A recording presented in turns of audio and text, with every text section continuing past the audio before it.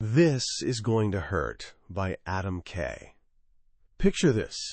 A young woman, desperately in love, decides to propose to her boyfriend in the most unforgettable way imaginable. She's got the ring, she's got the courage, but she wants the moment to be absolutely perfect. A story they'll tell their grandkids, their friends, everyone.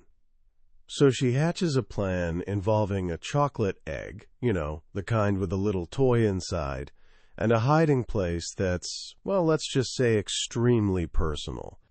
Her vision is romantic and wild. During an intimate moment, he'll discover the egg, crack it open, and find the ring.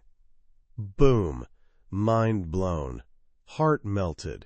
Forever remembered. Except, here's the thing about the best-laid plans. They have a nasty habit of going sideways. Literally, in this case. The egg gets lodged, rotated at an angle that makes retrieval impossible, no matter how much they try.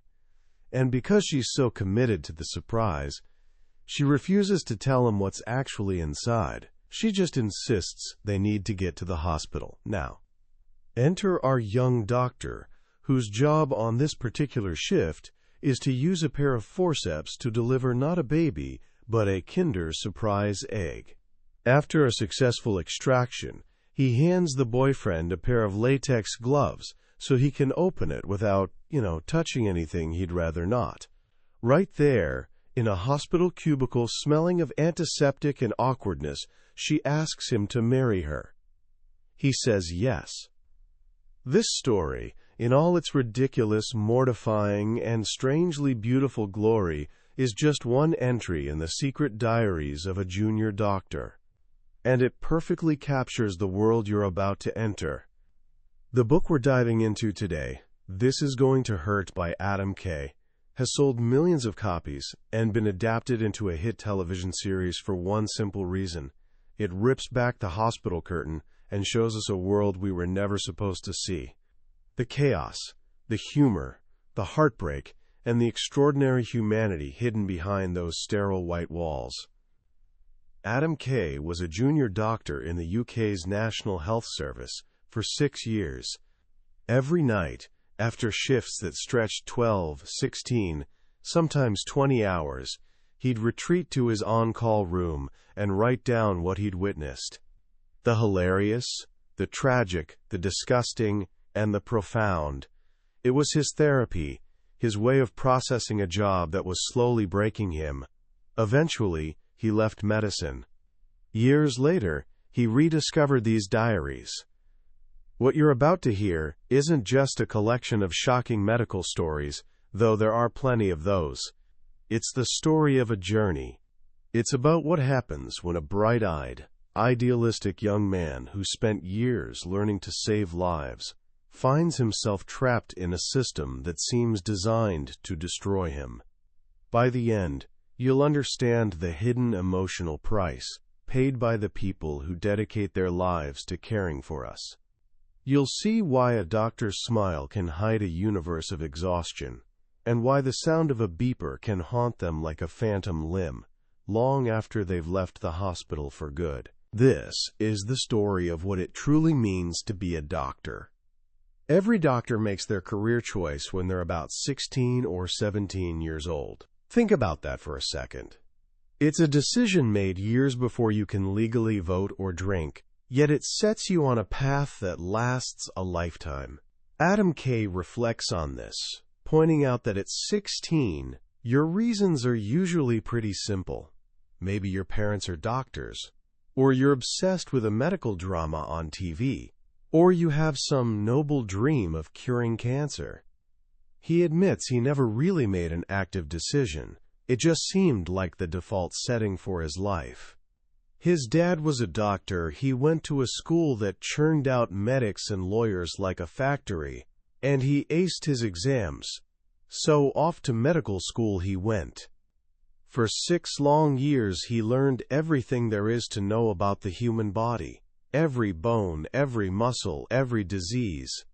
He became a walking encyclopedia of medical knowledge. By the time he graduated, he felt like a coiled spring. ready to leap onto the wards and turn all that theory into practice. He was finally a doctor.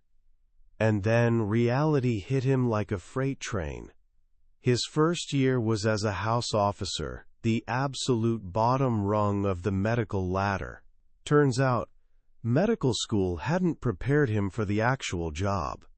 During the day, he was basically a glorified personal assistant, trailing behind senior doctors on their rounds, scribbling down hundreds of tasks: book an MRI, order a blood test, fill out this form, call that department.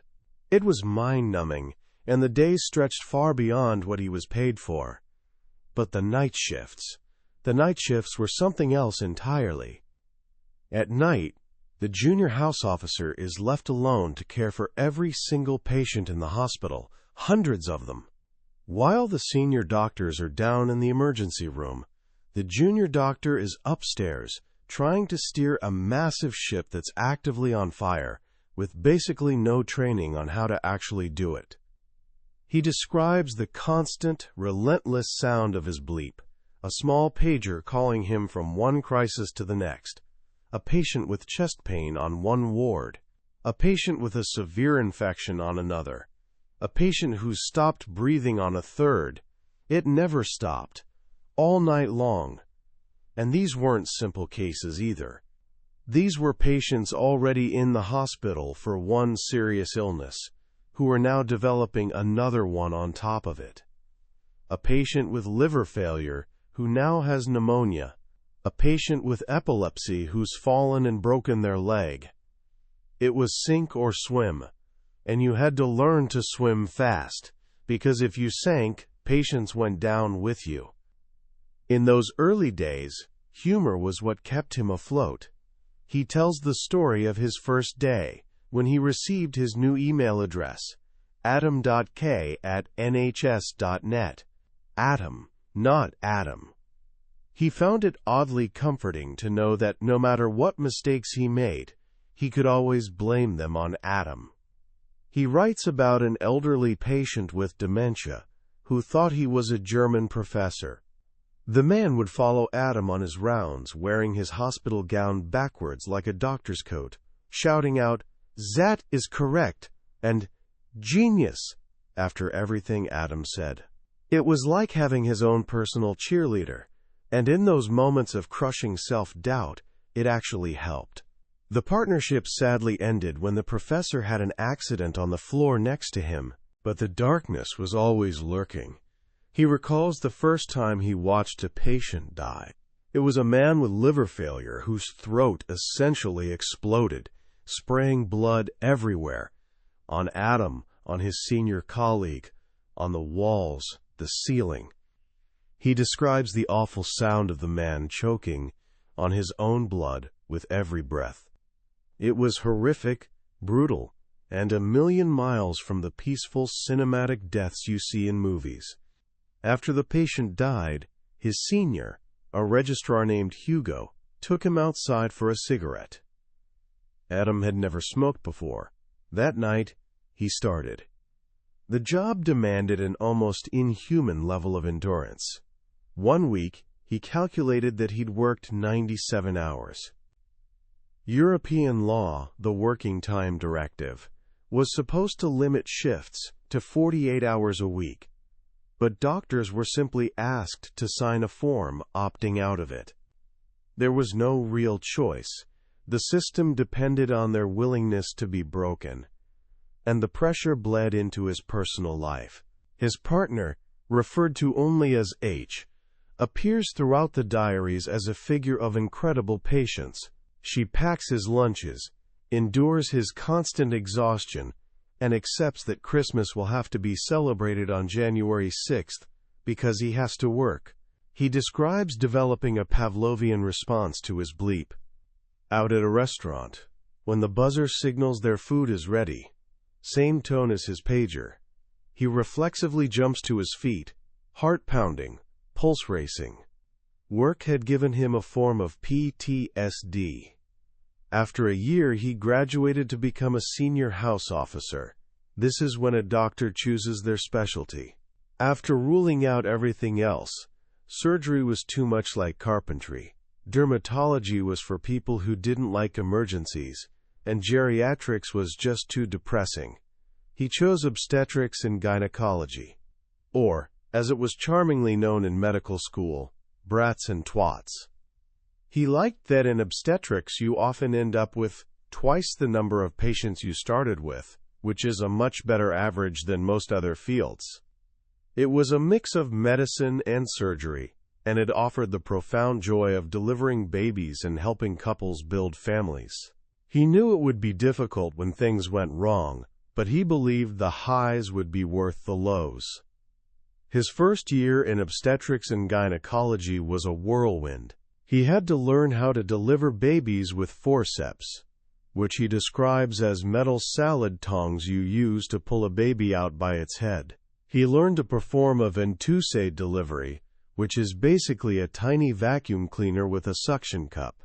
He also had to perform his first cesarean section. His supervising registrar, a cocky but funny guy named Ernie, simply introduced him to the patient as the surgeon for the day, giving him no choice but to start cutting. The C-section, which should have taken 25 minutes, took him nearly an hour. He was so focused on not making a mistake that he barely registered the miracle of what he was doing. The stories from this period are a perfect blend of the sacred and the profane. One day, he's dealing with a cord prolapse, a serious emergency where the umbilical cord comes out before the baby. The procedure requires the mother to be on all fours while the doctor kneels behind her, holding the cord inside with a hand covered by a long glove called the gauntlet. As he's in this extremely intimate position, the woman's partner walks in. He'd been warned what to expect, but he still looks on in horror and exclaims, in a thick, Scottish accent, "You didn't say he'd be wearing her like sooty." Another day, he spends months visiting a premature baby, born at just 26 weeks, in the special care baby unit. He calls the baby his little pal and feels genuine sadness when the baby is finally well enough to go home. He leaves the mother his phone number, against all hospital rules, and asks her to send him pictures. He just wanted to know the end of the story, to see that his work had made a lasting difference. As he moved up the ranks, becoming a registrar, the responsibility intensified. Now he was the one running the labor ward. He was the one junior doctors called when they were in over their heads. He describes it as a constant logic puzzle, like the one with the fox, the chicken, and the bag of grain. Except there are a dozen chickens, they're all delivering triplets, and the boat is made of sugar. He tells a story of a particularly chaotic night shift, where he's in the middle of one emergency C-section, when his junior runs in to say, another patient has a dangerously slow fetal heart rate. He has her take a picture of the heart rate trace on her phone so he can see it. It's bad. He puts a temporary dressing on the first patient's open abdomen, runs to the next room, delivers the second baby with forceps, and is immediately called to a third emergency next door. It's a medical decathlon, sprinting from one life-or-death situation to the next. By the time he gets back to his first patient, nearly 90 minutes have passed. He tells the story to the registrar taking over the morning shift, expecting to be praised as a hero. The registrar just shrugs and says, "Yeah, that happens." It was just another night on the job. This pressure began to have visible effects. He had to wear a 24-hour blood pressure monitor, and the results were stark. In the hospital, his blood pressure was dangerously high. The moment he got home, it returned to normal. A patient in the clinic noticed the monitor on his arm and said something that stuck with him. "It's funny, you don't think of doctors getting ill." He realized that patients don't see doctors as human.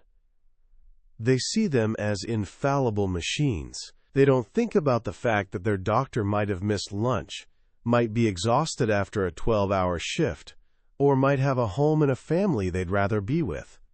And then came the day that changed everything. He was a senior registrar by this point, the most senior doctor on the ward overnight. He was in the middle of a cesarean section on a woman in labor.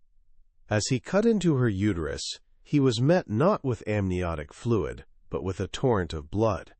It was a placental abruption. The placenta had torn away from the wall of the uterus, cutting off the baby's oxygen supply. He knew instantly the situation was critical. He tried to deliver the baby, but something was blocking the way. It was the placenta itself. The patient had an undiagnosed placenta previa, meaning the placenta was blocking the exit. This should have been caught on a scan. She never should have been allowed to go into labor. He delivered the placenta, then the baby. The baby was lifeless.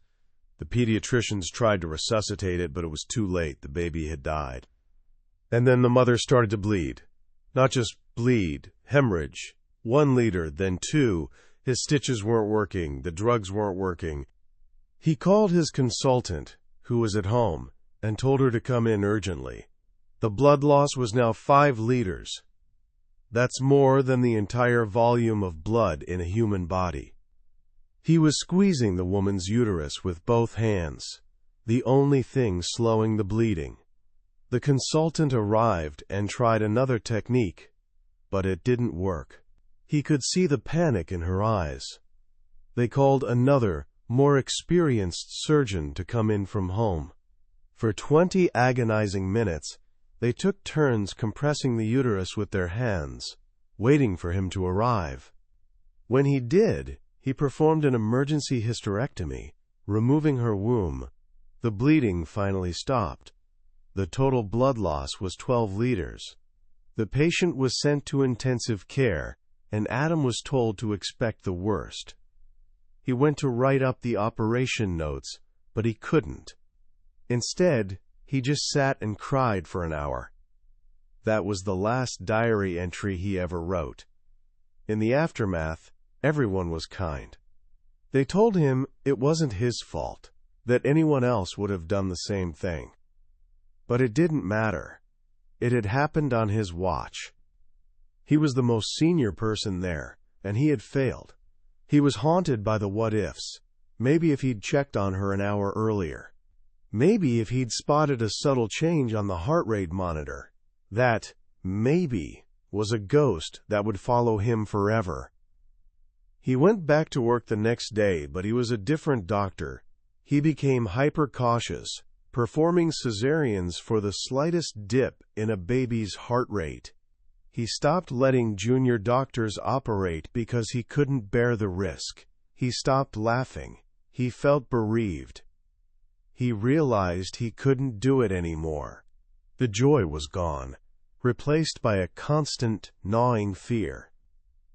After a few more months of going through the motions, he quietly hung up his stethoscope and walked away from medicine for good. He writes that he never told anyone the real reason he left. When asked, he'd just tell a funny story about an object stuck in an orifice. He says some of his closest friends would learn the truth for the first time by reading his book. Leaving medicine was the hardest decision of his life, and it was one he made in silence, carrying the weight of that one terrible night all by himself. When you close the final page of This Is Going to Hurt, you're left with 2 conflicting emotions swirling inside you, laughter and a deep, quiet sadness. The book is, without question, one of the funniest you'll ever read. The wit is razor sharp, the situations are absurd, and Adam Kay has a comedian's perfect timing. But the laughter is a Trojan horse. It gets you to lower your guard, to let the story in, and once it's inside, it reveals a heartbreaking truth about the human cost of medicine. The most powerful lesson in this book isn't about medical procedures or shocking emergencies. It's about the emotional armor that doctors are forced to build around themselves just to survive. They witness trauma on a daily basis that most of us will never see in a lifetime. They see death, they see grief, they see unimaginable pain, and the system gives them no time and no tools to process it. As Adam shows us, after the worst day of his life, the expectation was that he would just press the reset button and come back to work the next day. The dark humor that fills these pages isn't just for our entertainment. It's a real-life survival mechanism. It's the only way to create distance from the horror, to put a protective layer between your own soul and the suffering you witness every day. When he jokes about a patient with a toilet brush inside him, or the man who injured himself on a lamppost, it's funny because it's shocking, but it's also a window into a world where the absurd and the tragic are so tangled together that the only rational response is to laugh. This book matters today more than ever because it reminds us that behind every mask and white coat is a human being. A person who gets tired, who gets scared, who has a family they want to go home to, and who carries the weight of their patients, lives on their shoulders. We expect them to be superhuman, to be perfect, to never make mistakes. But they're just people, doing an impossible job under impossible conditions. So what can we take from this? Here are a couple of simple actions. First, the next time you find yourself in a hospital or a doctor's office, and you're feeling frustrated about the long wait or a doctor who seems rushed, take a breath. Remember the unseen world of their day. Remember the relentless bleeps, the missed lunches, the emergencies you don't know about. A small act of patience, or a simple, genuine thank you, can be a lifeline for someone running on empty. It's a recognition of their humanity. Second, pay attention. When you hear politicians or commentators talking about health care, about funding cuts, about hospital targets, remember that these aren't abstract concepts. These policies have a direct and often brutal impact on the people on the front lines. Adam's book is a powerful argument that a health service that doesn't care for its own staff cannot properly care for its patients. Supporting doctors isn't just about being nice. It's about ensuring the health of the entire system we all depend on. That was a summary of This Is Going to Hurt by Adam K. We've touched on the key moments of his journey today, but I have to be honest with you. A summary is like looking at a photograph of a masterpiece. You can see the outline, but you miss the texture, the depth, and the soul of the work. The real power of this book is in living through those diary entries alongside Adam, feeling the whiplash between hilarity and heartbreak on every page. This summary is designed to help you decide if this book is worth your time. If anything we've discussed today has sparked your curiosity or touched your heart, I urge you to grab a copy. Reading it is more than just learning. It's an experience that will fundamentally change how you see the doctors, nurses, and all the quiet heroes who walk the hospital halls. The link to the book is in the description below. Also, if you found this summary valuable, I'd be so grateful if you could hit that like button and subscribe to the channel.